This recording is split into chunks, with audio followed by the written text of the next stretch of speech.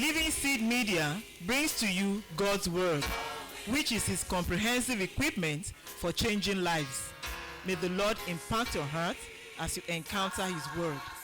For further inquiry or counsel, contact Peace House, P.O. Box 971, Boko, Benue State, Nigeria. Telephone numbers 0703 0363659, 0703 7681198. Email address lsmedia@livingseed.org, or visit our website at www.livingseed.org. Let us sit back and listen as the servant of God brings forth the word of life.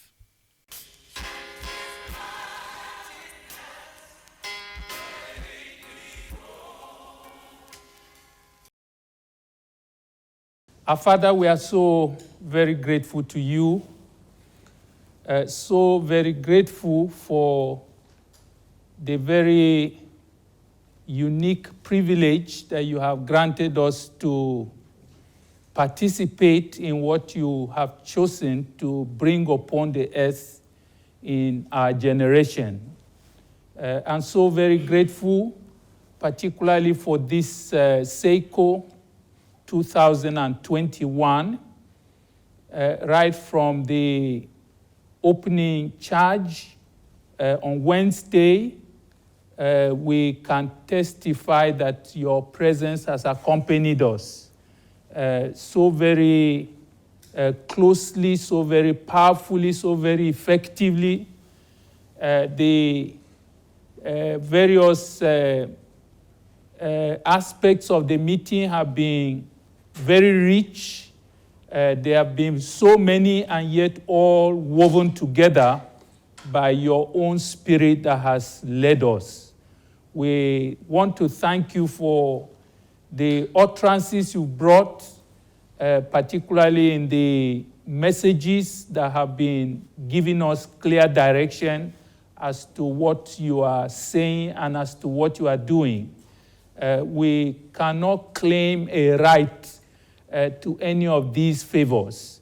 And that's why, Lord, we really just want to tell you already we are overwhelmed by the measure of mercy, of grace, of love, of your kindness, that you take thought so closely of us, that you have chosen to work with us. It is so obvious. And we want to tell you, God, that we are grateful.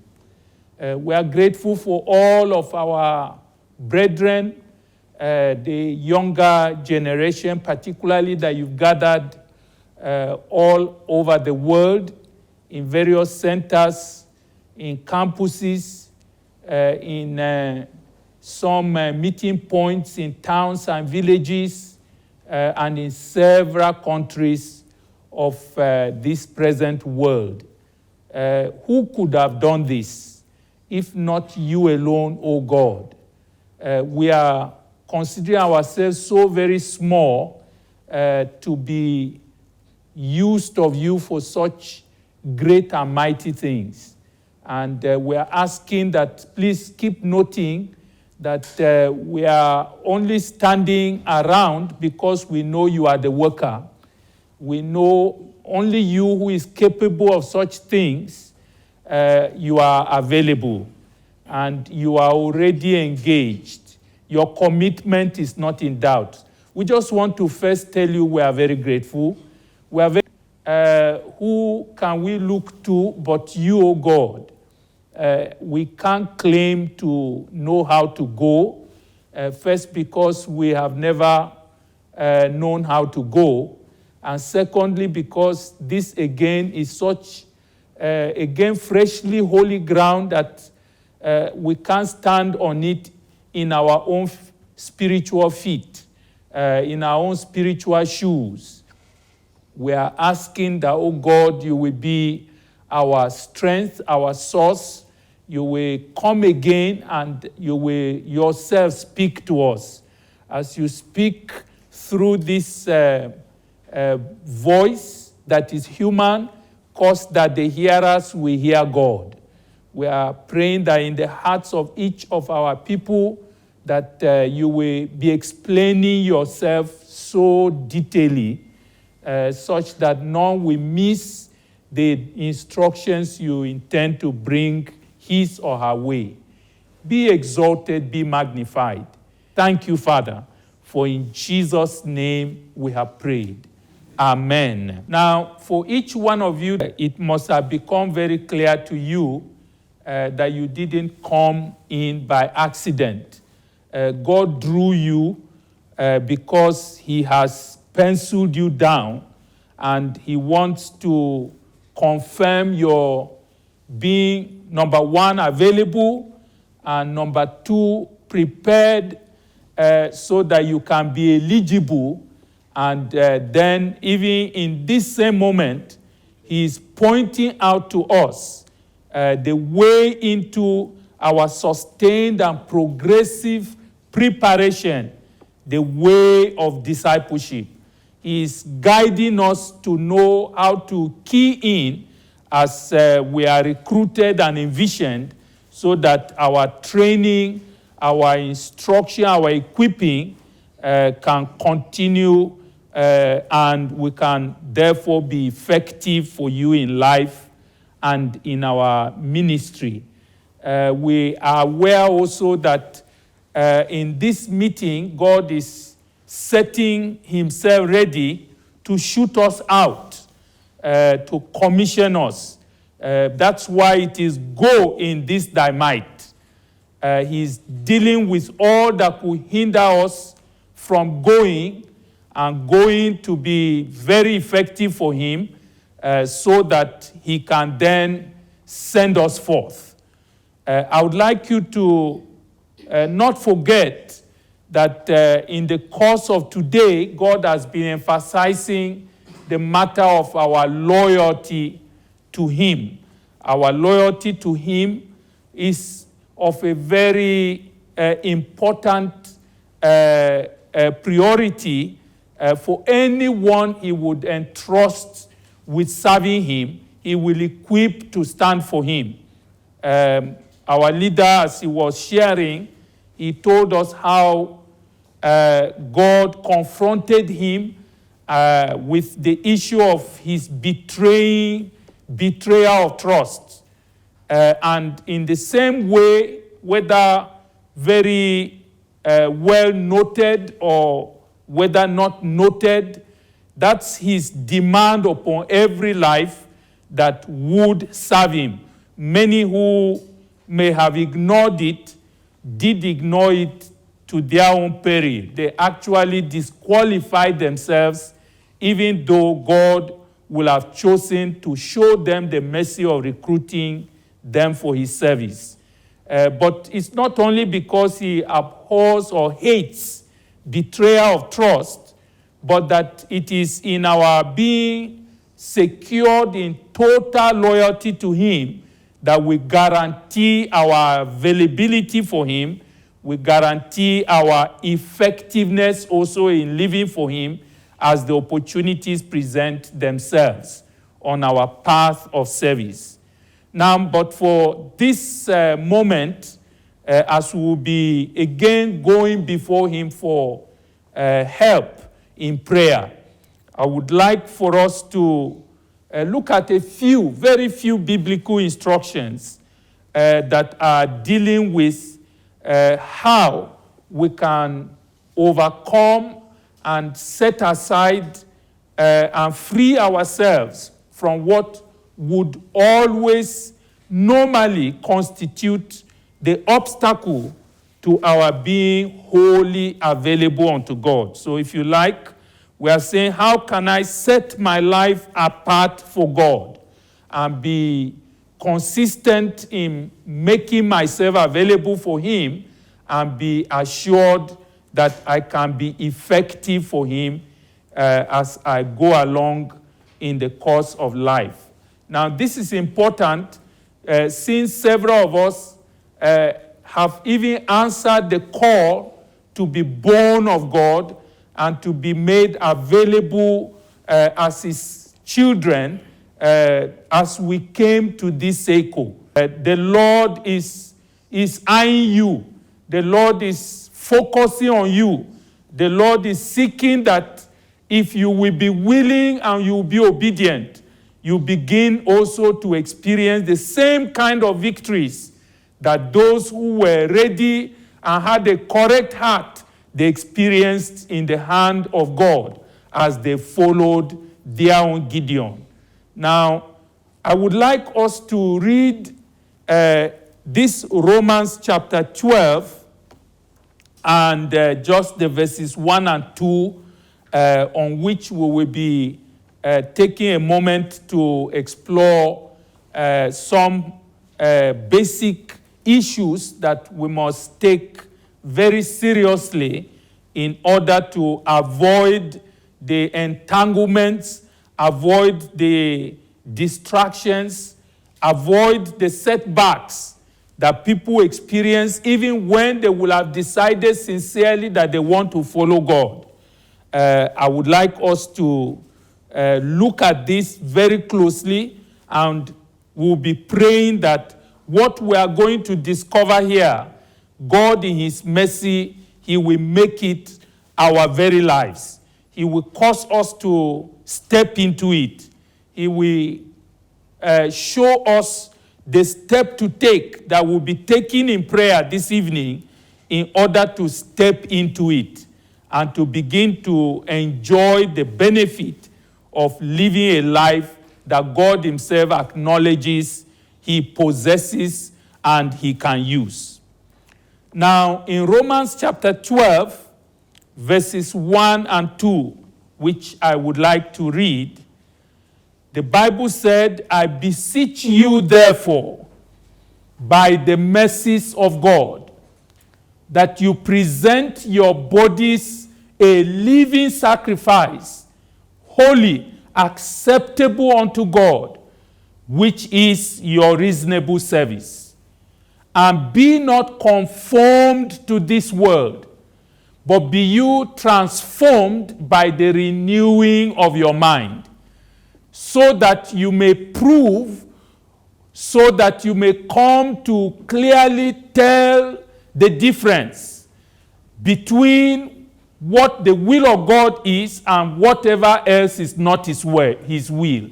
You will prove what the will of God truly is, that it is what is good, it is what is acceptable, and it is what is perfect for every one of our lives.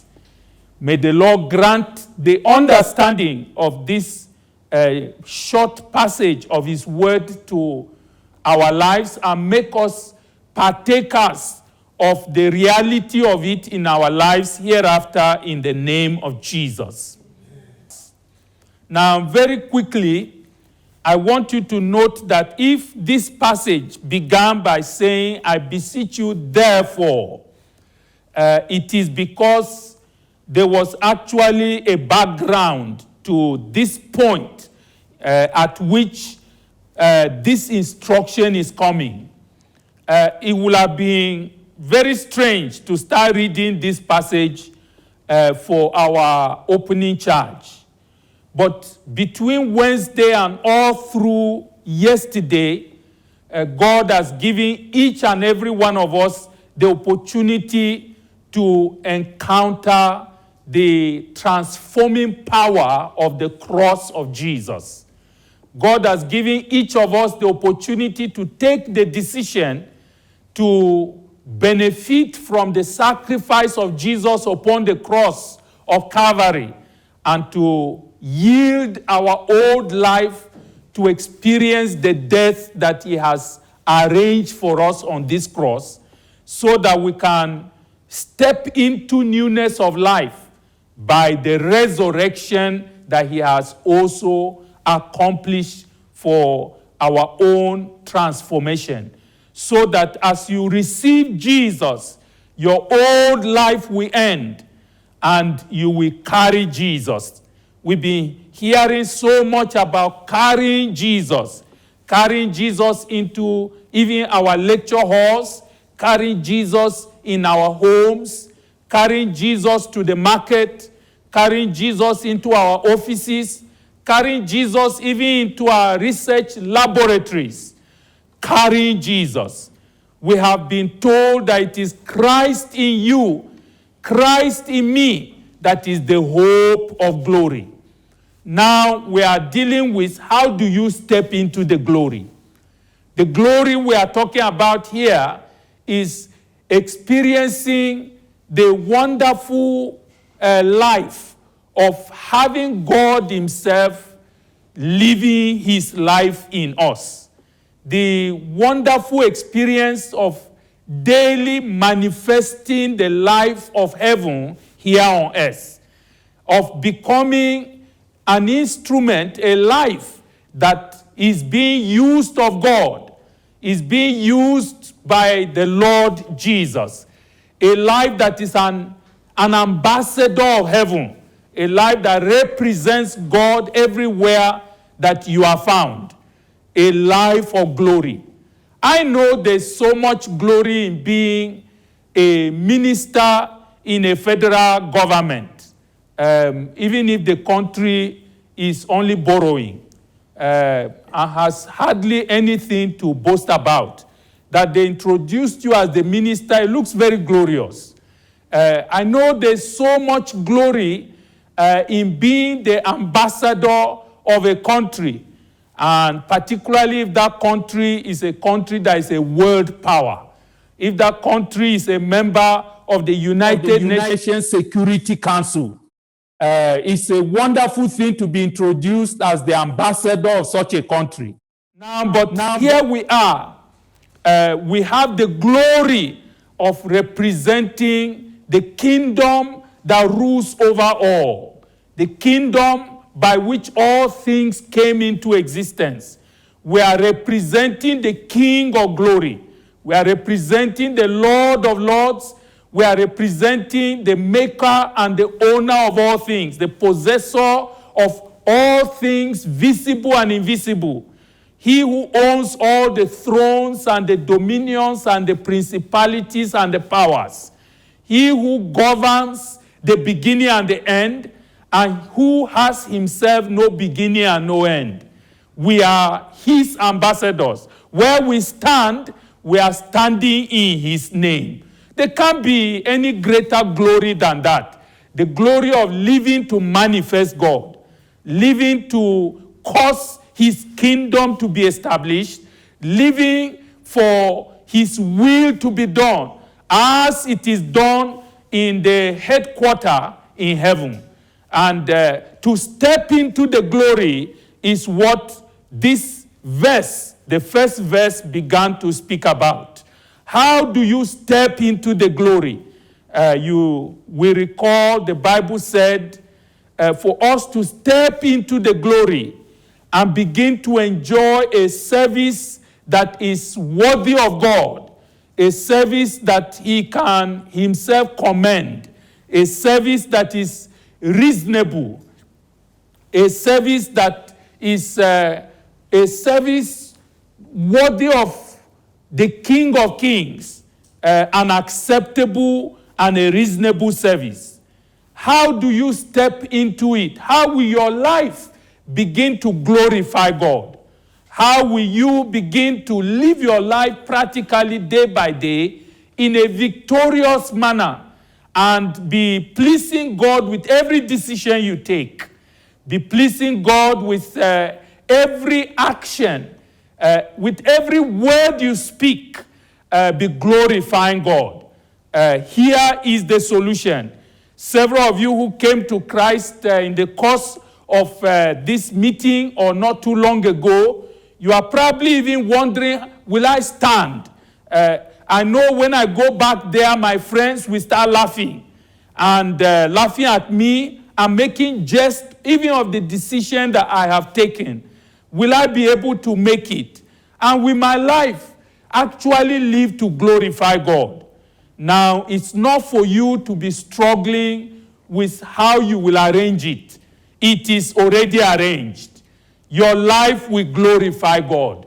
You will also go in this your might that God is giving you in this meeting, and you will bring down whatever be the Midianites that were frustrating not only yourself, but everybody around you. You'll be a solution even to those friends whom you are fearing will make jest of you. They are going to benefit from this might you'll be going with. Now, but God has arranged how it will work out. And as we were listening all through the day, the first step to take is to decide to be all and all, out and out for God. To decide that you are not going to plan to manage part of your life for anything else.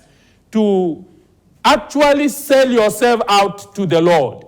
The Bible said that if we decide to love our lives and try to perhaps make something out of our lives for ourselves, we will simply be losing the life. A life that if we invested, we cannot forever finish enjoying the dividends.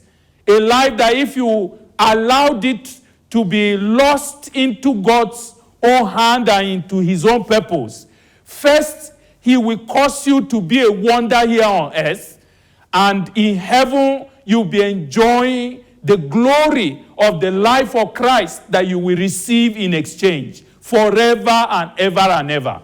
And so I realized the Bible said, therefore, now as far as you have already come, with as much as you have heard and you have understood, and particularly with the many decisions that you may already have taken, that you want to belong to God, and you have decided to hand over your life to him, you have decided that he should be the life in you. You have decided that it should no longer be you that is operating in this body, but it should be Christ that is alive in you. And that you will no longer live unto yourselves. You will live unto him who died for you and rose again. Now, therefore, the Bible said, I am asking you to do one thing this evening as we will take this next necessary step to release ourselves completely to be wholly available unto the Lord. The Bible said, I beseech you therefore, my brothers, my sisters, by the mercies of God. I'm using all the mercies God mobilized in order to send Jesus to make provision for you to become also a child of God. I am appealing to all of his love and kindness that pushed him to be able to release his son into all that he needed to pass through in order to deliver us. To the extent that he who knew no sin, he decided that he should be made sin for our own benefit, so that we can become the righteousness of his in Christ. He who in mercy even brought us to this circle, in that on-site meeting where you are, his mercy brought you. It was because God was merciful that you are here. It is because he's even merciful that you are not already dead. The world is becoming more and more infested with all manner of tragedies, man-made and natural tragedies that are killing people daily. But why did he preserve you to come this far? Is because he chose to have mercy on you. Now, I beseech you by his mercies. If you've come this far, then you must prepare yourself to step into what he brought you for. I beseech you, therefore, that you will present your body, and I'm speaking to you as an individual now, as a brother, a young sister, or perhaps one as old as myself, that you will present your body a living sacrifice unto God. A sacrifice that is set apart for him. A sacrifice that you will not be again willing that anything should compromise it, that anything should try to claim any share of it, separated unto God, holy, so that it can be acceptable unto God as well. Now, very quickly, I would like to say that whatever is not made completely, exclusively, solely available unto God is not yet ready and worthy of God. If it is not to be wholly His, then you are not yet His, and you are not yet ready. Maybe you are thinking about it, you are reflecting over it, and perhaps you are becoming persuaded, but you are not ready. When anyone is ready to be an instrument, a property that God Himself can count upon, a life that will be acceptable for His own use, such a life must be separated unto God. Now, I am trusting God that we have dealt with issues of just living in immorality, living in all kinds of wickedness, like lying and stealing, or even robbing, or fighting, or quarreling, or killing. I trust we are not now speaking about even idolatry, or speaking about belonging to a cult, or giving oneself to addictions that are ruling over our life. I believe you have taken the decision to step out of those things. Now, so what does this presenting yourself a living sacrifice unto God? And the Bible is saying that is holy, meaning exclusively set apart for God. What exactly is God talking about? Now, the first thing he's talking about is what we read in 2 Corinthians chapter 5 and verse 15. In 2 Corinthians chapter 5 and verse 15, the Bible said, Jesus, He gave His life for us. He died for us to recruit us to become available unto God in the expectation that whoever benefits from this offer of salvation that He has given us, that none of us will again think of living for our own selves, that we should never henceforth live unto our own selves or for our own selves, but our lives, we should know, is consecrated now for Jesus. Now, why is that? It's because, first of all, actually the process of becoming saved by the sacrifice Jesus made begins with the end of the life we used to carry. So whoever we used to be must have been yielded to his death, must have been surrendered to experience death on the cross of Jesus, and must have therefore been crucified with him. That must have happened first of all before we are collecting the life of Christ to have new life in Jesus.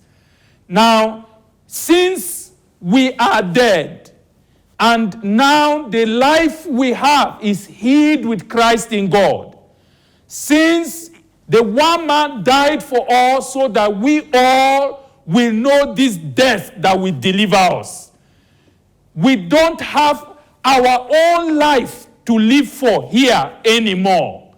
We have already crucified the life that was ours. So which life am I carrying here? Which life are you carrying where you are? The life you are carrying, the life I'm carrying, is Christ Jesus. And because the life is Jesus, we cannot live except for Jesus. It will be like denying or going back on our agreement to yield our life to death so that we can experience the life of Christ in his place, if you are still hoping to live your life for yourself, it's like you are regretting the contract you signed. You want to go back on it, where you handed over your life so that you can enjoy the life of Jesus. Now, but I don't believe any of you is there who is wishing to go back on such a profitable, beneficial, glorious contract, a contract in which all we lose is our worthless life, and we gain everything that Jesus is, not just for now, but for all eternity. I don't believe there's anybody who is cross-checking the possibility of again wishing he could live for himself, because the self you wanted to live for is totally unprofitable to any of us, and it could never have brought us into any glory. It's Christ in us that is the hope of glory, not only in this life, but also in that which is to come. So the first thing that we must separate our lives from and make that a very deliberate position that we have taken, a deliberate attitude and a deliberate focus of life. Let it define who we are and what we live for, is to be separated from living for ourselves, to be separated from any imagination that we owe ourselves the duty of pleasing ourselves. It was in Romans chapter 8 and verse 13.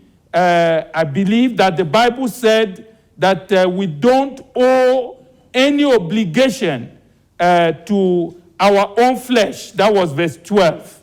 Therefore, brethren, we are not debtors. We are debtors, but never to the flesh, to live after the flesh. We are only debtors to Jesus. We owe him our whole life. We owe him our love. We owe him our total loyalty. So to wish you could do anything for yourself is backsliding. Is deciding to step back from your commitment to live for God, your commitment to please him, your commitment to be the kind of life in which he can operate to glorify himself. The first thing we must deliberately decide that we are no longer going to be loyal to is our own very self, our flesh, as it is often also called. Now, if you step into discipleship relationship, you will have opportunity of learning and being guided practically how to beware of the usurping of the flesh, how to beware of the subtle temptations of the enemy to make us to soften towards the flesh. You will come to know how to live your life consciously, resisting to fall again into the bondage of the flesh.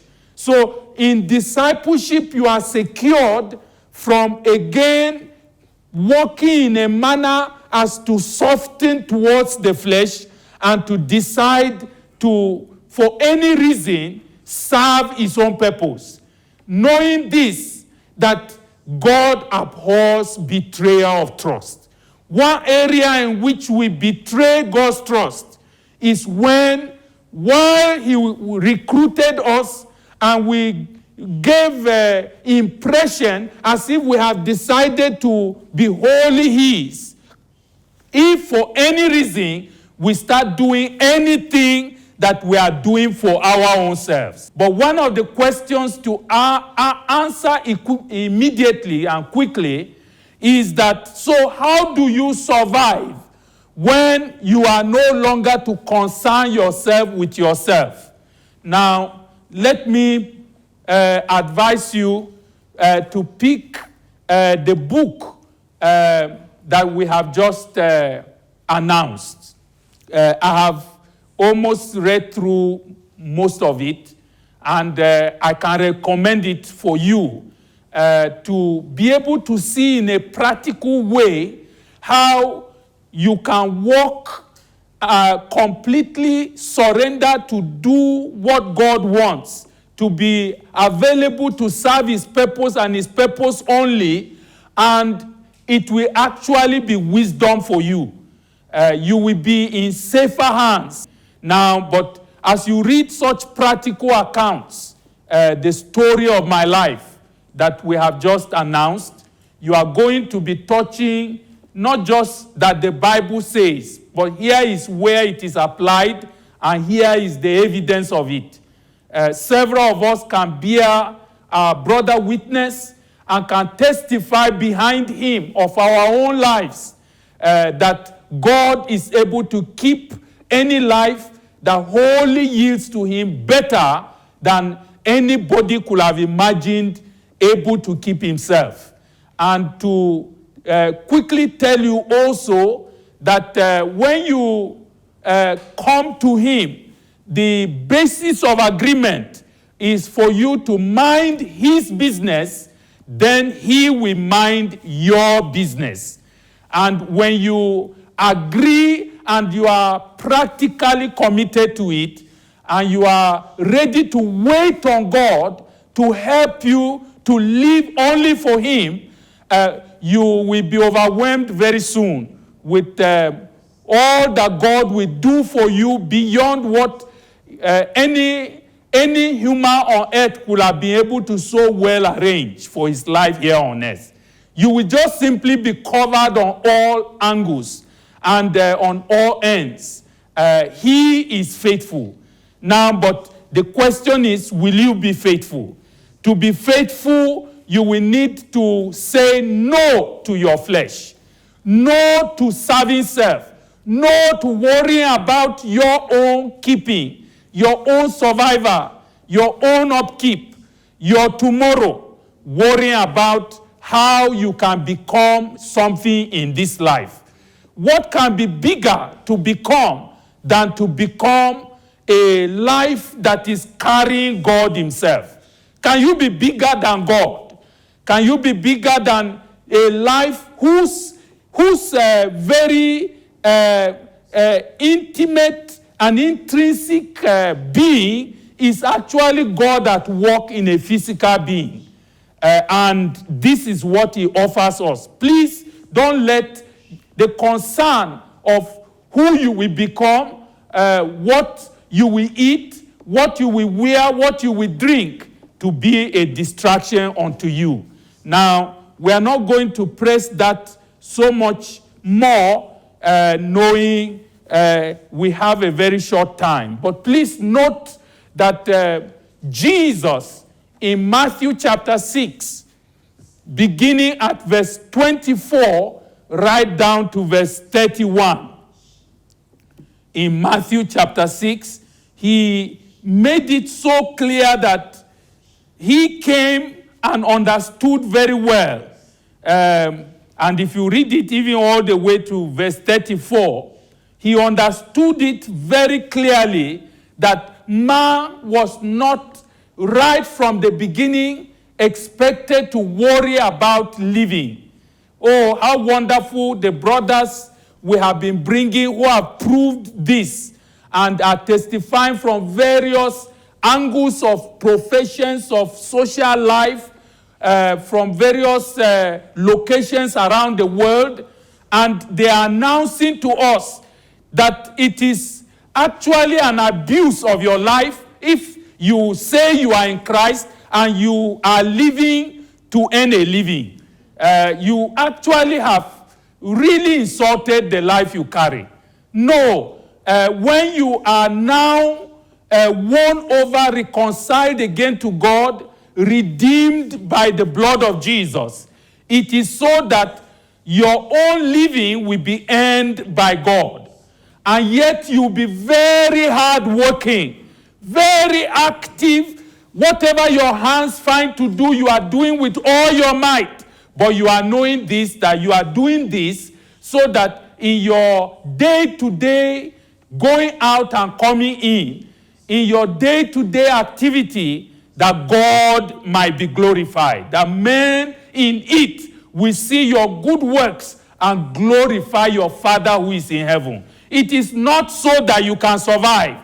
It is God who will arrange what you should eat, what you should wear, what you should put on. Now, self should not claim that you owe him any duty to run around for him. Please take this decision. You can't really be available for God if you are planning to be partly available for self. Now, I am shocked by the instruction Jesus brought in Matthew chapter 6, when he said, in caring about what your own self will have been requesting as a basic human need, he said you are serving mammon. That to have two gods is to worry about your own life. This is a truth I want you to allow to sink into your soul. That, look, if you will be available unto God, the first thing to know is that watching over yourself, your security, watching over your provisions, nourishing your life, arranging how you will go forward in life tomorrow ceases to be your business. It becomes God's exclusive business. It's on his own exclusive list in our constitution in heaven. And it's only him that operates that particular section of the constitution. So when you delve into it, you are doubting his faithfulness. You are actually rebelling against his own commitment. You are beginning to query that he means what he says. It's an insult. Yesterday we saw that amounts actually to your being a rebel, to your deciding to be his enemy. May none of us choose to be enemies of God again.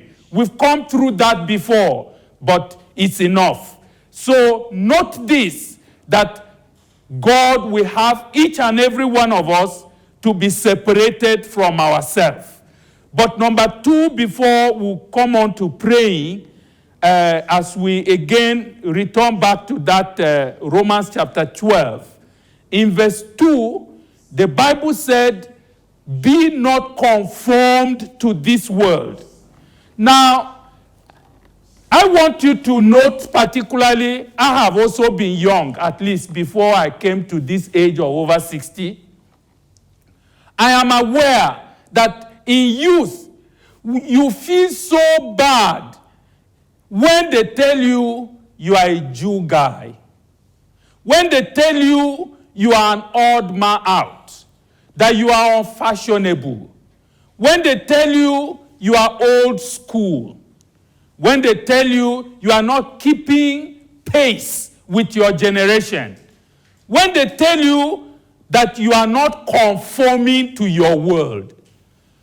And yet to be effective and to express God's glory and to enjoy life in Christ, that's one decision each of us must take with all of our hearts.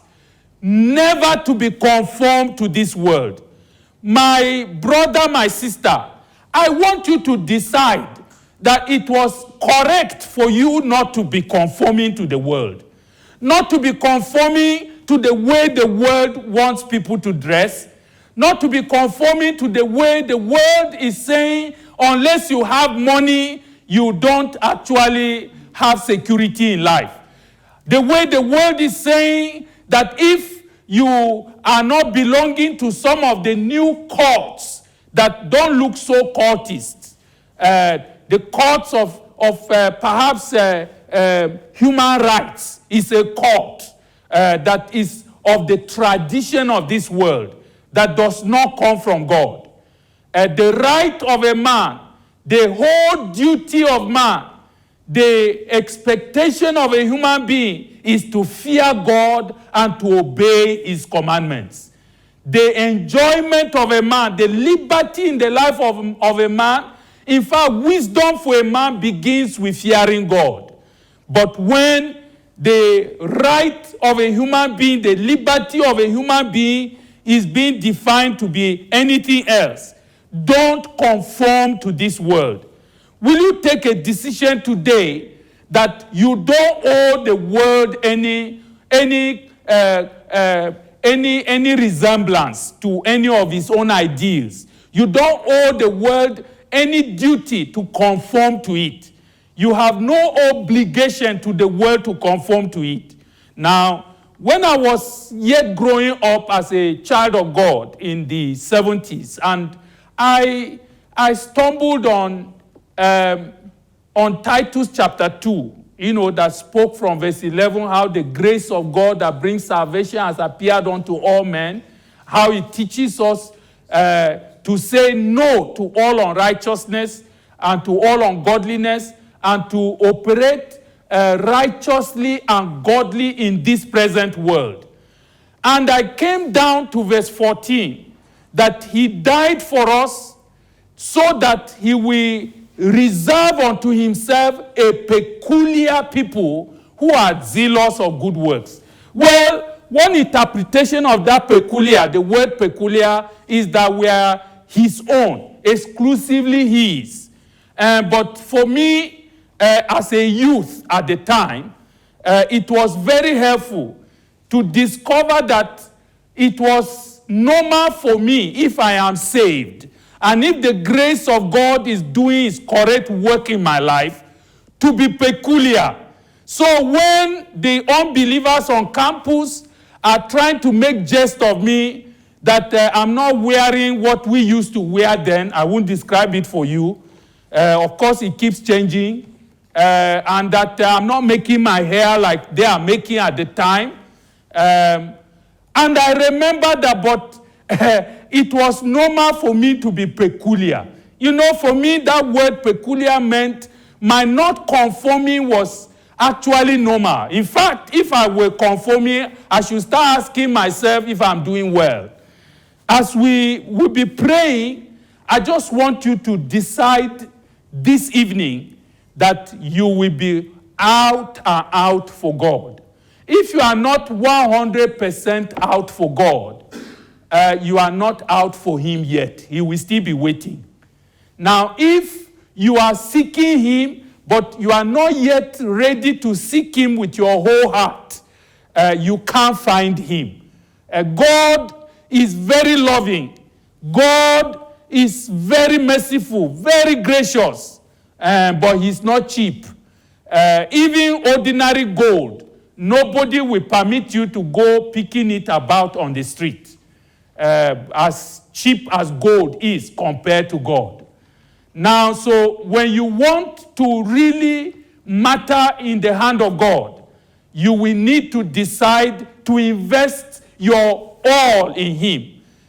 Why do people seek to conform to the world? They think it's by conforming that they will become achievers. It's by conforming that they will make it. It's by conforming that they will earn a good living. It's by conforming that they will actually be a success. They will make a good success of their lives. Now, but the point is, you as a young person, don't permit yourself to be deceived that if you don't conform to the world, you won't become a professor. That if you don't conform to the world, you won't become a distinguished researcher. That if you don't conform to the world, you won't become a high-ranking banker or somebody that is respected in the financial sector. That if you don't conform to the world, you can't succeed in politics. All of these are lies of the enemy. And I want you to know, actually, when God has lit your life as he has done, and he will yet be doing in this meeting, he prepares the lampstand. He prepares the uplifted platform where he will place you. You don't need to worry about what you will become. You will be shocked to find out if you want to be shocked unnecessarily. That suddenly you will wake up and discover you are where God said he will bring you. You will find he will arrange it all and simply lead you into it. But your own business is to be a living sacrifice unto him. Is to decide that all your life is sacrificed to exist only for God. The detailed explanation of some of these things may come to us later. But for tonight, because our night is fast spent, I would like us to pray. And I want to invite you to stand wherever you are, because you will need to take a decision as we are praying. Would you want to be wholly available unto God? Do you want to be released from the claim of self upon you? Do you want to be released from the claim of the world that you belong to it and that you should conform to it and that you should follow the things they are doing that are pursuing the lust of the flesh, the lust of the eyes, and the pride of life? And at the end, you will perish with the world. Would you like to take a decision to say, I'm not available any longer? The person I used to be that was of this world is dead. The person I used to be that was born to serve self is dead. Today, I am carrying Jesus, the hope of glory. I'm carrying the image of the invisible God. And my duty, my only ambition now is for me to live is Christ. And the day I have finished my work, I'm entering straight into glory, into the full-blown expression of all that the Father has prepared for me in Christ. Can you take that decision personally? Can you take a minute to talk to God about your own life? Were there areas in which you were still considering yourself indebted to yourself, as if you need to be careful how your life is going, and yet you wanted your life to be in the hand of God? Can you repent? Repent of where quietly you are arranging certain things that God didn't send you. Would you like to pray and say, Lord, deliver me from the bondage of self today, so that I can be wholly available unto you? Would you like to also pray and release your life now? Why can you release your life? Because the cross of Christ has released you already. It's for you to arise, to lay claim on the provision, and to ask that God will make it good in your life. So it shall come to pass. Would you like to tell God, please, today I have decided I don't owe any apologies to the world. The dress you give me, if it covers my nakedness very well, it is glorifying you. I will wash and iron it and come out neat, but not worrying about what others wear. The bicycle you gave me to be using to carry you around to preach, I won't envy anybody's four-wheel drive, anybody's flashy car, anybody's helicopter or private jet. I will be content with the things I have, because I don't have any interest in whatever the world has to offer. I won't worry again about what I will become in life. I want my whole life to be managed by you. I am just living to be available to you, a living sacrifice from today. Can you enter into that agreement with God? And if you are entering into the agreement, can you step out to the altar to say, Lord, from today, you are in control. You are the manager. You are the administrator. You are in charge. You are my physician. You are my shepherd. You are my protector. You are my guide. You are my teacher. You will provide. You will protect. You will also lead my life as the need will arise day by day. But me, I hand myself over. Who is walking to the front now and kneeling down in that front to say, Lord, even if others did not understand, I could hear you clearly. And I'm deciding that from today, I'm no longer available, not even for myself, and not for anyone else, but for you. If it's not serving your purpose, then actually it does not make sense to me again. For me to live, it must be Christ expressing himself, achieving his purpose, accomplishing his own goal, and doing what pleases him. Lord, I want to hand my life over to him. You are yet to step out. Can you do that very quickly to join the others so that we can pray on this? You are taking a decision now to say, from now forward, I can no longer live for my own self. I want you, oh God, to follow this through. Give my heart the understanding of it. Help me, oh God, that I will never worry for myself, knowing you can do better now. I will let you handle everything concerning me. I want to taste, oh brethren, and see that the Lord is good, that we are talking about.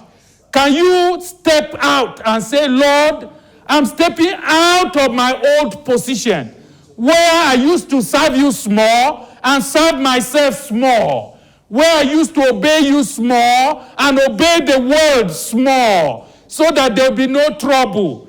No, I am ready for any trouble, knowing that you are here to keep me.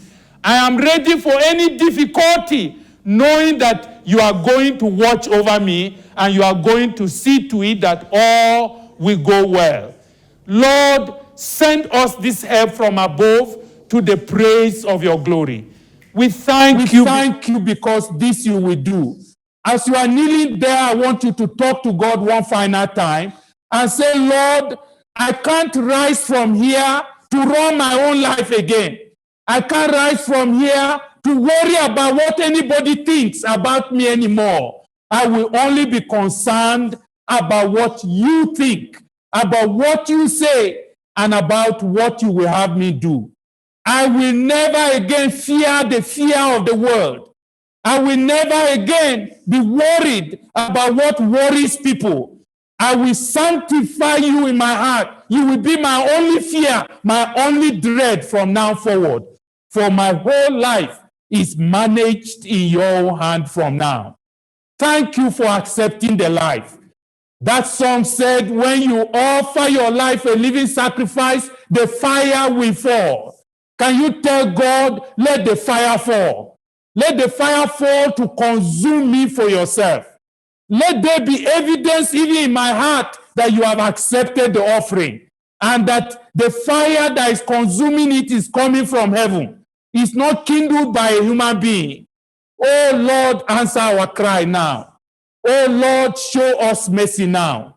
Thank you for you will do beyond all that we could ask or imagine. Now shall we pray. As we speak to you, we are speaking to you on behalf of us all. Not just those that have walked forward to the altar. We are saying, if our service can only be reasonable when nothing else is encroaching upon our lives, when there is no other master that is claiming right over us, when not even our own self is having any share of our life anymore, if our service can only be reasonable to the point we can even discern your will, we can know that once you have declared your will, we are not looking for anything else. That's what is good, that's what is acceptable, and that is what is perfect. There can't be any improvement on it. But to get here, you said we must release ourselves unto you to be a living sacrifice. That whatever we are doing in life, it should be a sacrifice unto you. You should be the only one consuming it, the only person who is gathering the profit of it. There should be nothing and no one else that is the beneficiary on the side. Lord, we have come, and we are asking that not only for those that are kneeling in front, but the rest of us, including myself, so let it be with each one of our lives. For the time has come when, oh God, you must arise. when you must receive the due of those that are young, as myself in this regard, and when you can again reign and cause that your glory will shine forth in all the earth. We release each of our lives. We release even them afresh, even those of us that have released it before, over and over again. Please look us over and check whatever may be polluting or corrupting the life, that it was not acceptable unto you in any area whatsoever. Please, as we share this fellowship, let the blood of Jesus Christ, your own Son, cleanse us, purify us from every impurity, from every imperfection, from every sin, from everything that could be an offense unto you. We commend our brethren, particularly who are kneeling now, into your hand. Our leaders on site are going to yet speak with them, to encourage them, to guide them, and maybe even put some of the books we have talked about in their hand. We are asking that this decision they have taken, it shall be permanent, and they will be going forward ever. They will never know backsliding, and they will never know growing cold in their release to live for you all the days of their lives, until it pleases you to call them home, because their own work upon the earth is accomplished. Thank you, because this you will do to the praise of your glory. To you be glory and honor forever and ever, for in Jesus' name we have prayed. Amen.